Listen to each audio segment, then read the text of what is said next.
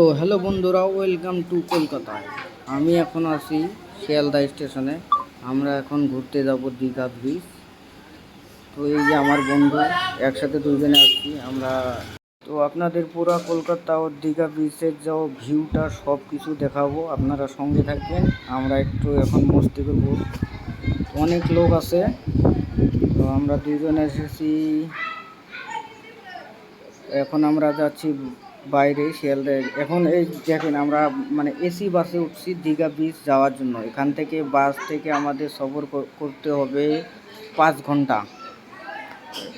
আমি এখন আপনাদের বাইরের ভিউটা দেখাবো। এই দেখেন কত সুন্দর ভিউ। সকাল 8টার সময় আমরা বাসে বসেছি। দেখেন বাইরের যে ভিউটা অনেক সুন্দর। খোলা আসমানের নিচে কালো কালো মেঘের ঝাঁক, এত সুন্দর ভিউ মনে হয়। আমি আর দেখে আপনারাও দীঘা ঘুরতে আসুন, জায়গাটা অনেক সুন্দর। আমরা এখনও এসি বাসে আছি মোটামুটি। তো বাসে আছি, অত মনে হচ্ছে না, কেন এসি বাস, ঠান্ডায় ঠান্ডায় চলে যাচ্ছি। এমনিতে বাইরে প্রচুর গরম, এই 45 ডিগ্রির মতন। তো এখন বাইরের ভিউটা অনেক ভালো লাগছে। তো আপনারা দেখতে থাকেন। এই যে এখন একটু পরেই আসবে হাওড়া ব্রিজ, যে ঝুলন্ত ব্রিজটা আছে ওই ব্রিজটা আসবে। বাইরের যে বিল্ডিংগুলো, এটা হাওড়া ব্রিজের উপরেই চড়ছি আমরা এখন মনে হয়। হ্যাঁ, হাওড়া ব্রিজের উপরে চড়ছি। কিছুক্ষণ পরেই আমরা দীঘা স্টেশন, যে বাস স্টেশনটা আছে ওখানে নেমে যাব। এই তো বাস থেকে বাইরের ভিউটা খুব ভালো লাগছে। আর দেখুন কত উঁচু উঁচু বিল্ডিং। তো হ্যালো বন্ধুরা, ফাইনালি আমরা পৌঁছে গেছি দীঘা ব্রিজ। আর ব্রিজের যে প্রথম ইয়েটা আপনাদের সামনে তুলে ধরছি, তারপর আমরাও নামবো সমুদ্রকে স্নান করার জন্য। এখন দেখুন আপনারা প্রচুর লোক আছে।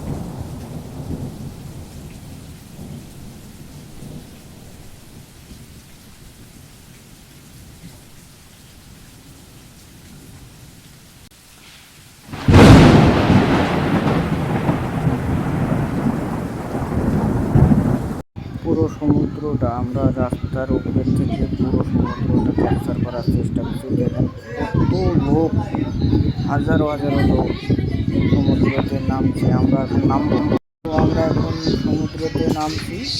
আমরা জামা কাপড় খুলবো আর নদীতে লাফিয়ে পড়বো। হ্যালো বন্ধুরা, আমি রেডি, এখন যাচ্ছি সাগর।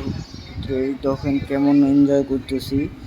তো হ্যালো বন্ধুরা, আমি একটা কথা বলতে চাই, যেটা হলো যে আমার মাঝখানেতে যেতে ভয় লাগে। যে একটা করে ঢেউ এসে দেখেই ভয় লাগে।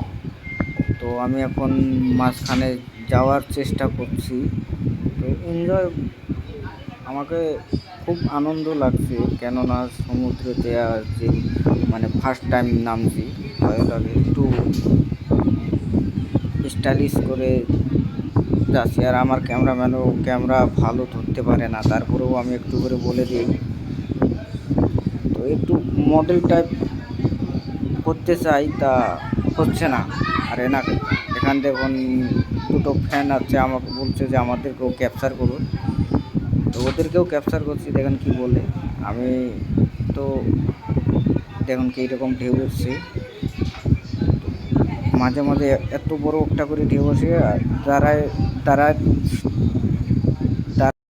মাঝে মাঝে এমন একটা করে ঢেউ আসে যে দাঁড়ায় থাকে, মানে তুলে নিয়ে যায় এইরকম ঢেউ। তো আপনাদেরকে আরও কিছু দেখাবো। যে এই দেখেন ক্যামেরাম্যান, তো ক্যামেরা ভালো ধরতে পারে, এনার কোনো এক্সপিরিয়েন্স নাই ক্যামেরা ধরা। তো ও যেতে ভয় পাচ্ছে তা